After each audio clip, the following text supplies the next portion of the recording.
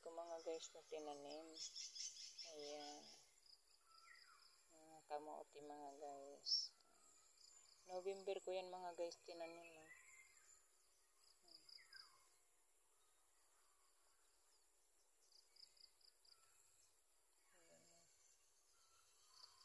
Nagihila muna ako mga guys dyan kasi medyo may damo na naman na pakunti-kunti kasi hindi ko na napansin mga guys kasi nabisi nga ako sa paggawa ng mga upuan doon at saka patungan ng mga sapatos.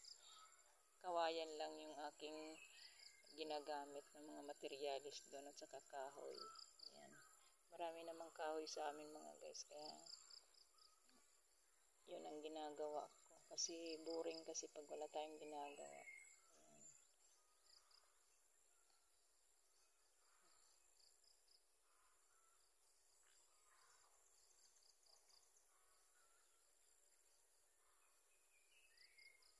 Tinaniman ko rin dyan sa mga haligi mga guys na mga string beans, tapos sigarilyas.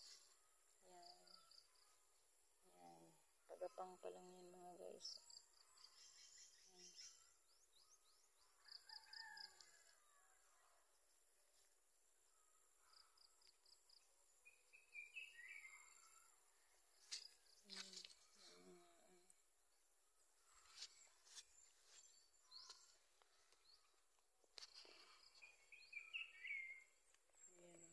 Madami siyang mga maliliit na dapat tanggalin natin yun mga guys para malinis pag magkuha tayo ng laman.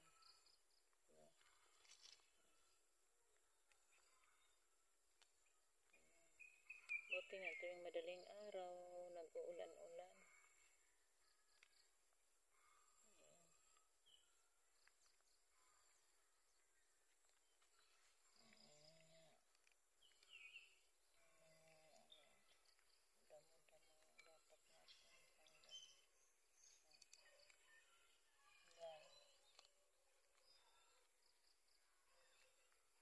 Magsipag lang tayo mga guys kahit saan mabubuhay tayo.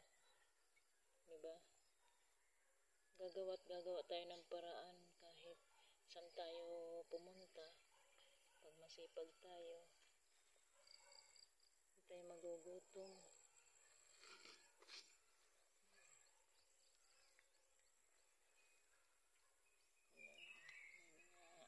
Dapat bunutin natin yung mga ganyan kasi hindi man napapakinabangan